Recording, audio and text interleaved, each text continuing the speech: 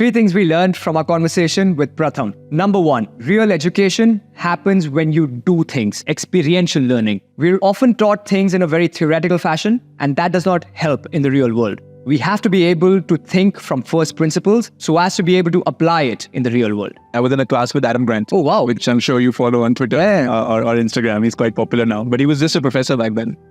And the way he used to teach was incredibly interesting. He would just give you problem statements from the real world in each class. And as a group, you work on those problem statements, come up with solution, and just share the solution with the class. That's about it. Like no books, no slides, none of that. And one of those problem statements led me to working with a guy called Randy. He was a Lebanese guy. And we ended up taking that project, building a product out of that project. And that product eventually became a company. What is the product? It was a content management system for large publishers. So something very niche. One of the problem statements that he gave us was they wanted to create these polls on their website. And every time they wanted to create a poll, they would have to send entire thing to their developers in India. And then they would code it back. The time that it would take between them sending the details and the developers coding it back, it would take 3 weeks. And the story would already be old. They just wanted a tool which could easily configure polls, right? Okay. And so we built it out for them as a very small sort of, I think it was a 6-page code. I remember still, right? 3 files. And they're like, hey, this is very useful to us. Why don't you build this a little bit further, add log in, log out, some data analytics, all of that. So we did that, then became a product. And then we incorporated a company and we started selling it to other companies other than just Philadelphia Inquirer. Right. So you're basically learning by doing, right? Yeah, 100%. Number two, early in your career, you need to figure out a way to become a Swiss knife. What that means is that you need to have the trinity of 3 odd skills. The first being entrepreneurial in your approach to problems. Number 2 is being able to work in teams. Number 3, being able to communicate well. So every student who's perhaps never been an entrepreneur before has to become an entrepreneur. You have no option, you have to do it. And I've noticed the change when they make the first sale and when they see a profit being made in their Paytm accounts. Something switches on in them. Right. Their DNA changes. They become different human beings altogether. Now suddenly their DNA changes. They're like, dude, listen, this was the first time I wasn't paid for my time. Till now I've always been paid for my time.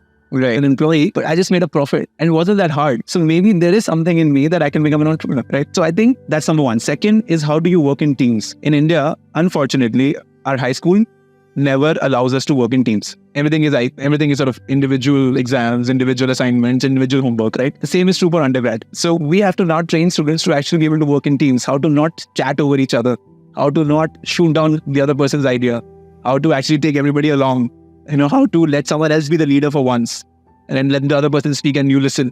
All of these things you have to teach. I think that's the second thing. And the third is, how do you communicate in a way the articulation is understood by the other person? Number 3, in today's day and age, a personal brand beats a paper CV. Whether that means creating content or creating podcasts, just getting yourself out there. That is your personal brand, and that will stand better than any CV. I think every company has become a media company. And because of that, you need folks who can create content for you. You don't need people who can run ads anymore, because guess what? Ads are not profitable. We were just discussing people earlier, right? And not just at tech, but I think in any business. Because Google and Facebook have figured out how to max their CPCs. Can't make money there. So you need people who can create content. And so the first thing is, once you have your own brand, you have your own content that you've created, that's like a better CV that you can present to a recruiter in the future, right, than any paper CV you possibly can have, right? That's number one. Number 2, when you speak in front of camera, your confidence automatically builds and develops and consolidates, right? So once students have posted 5 to 6 videos of their own, either it's a podcast or a talking head or whatever, we see a deep change in the confidence they project. Of course, it helps with language, etc., those skills as well. And the final thing is that tomorrow students have to build a business. They have an existing distribution channel, right? Even if it's 10,000 followers, that's okay. Right? You can post to those 10,000 followers, hey, I have this idea.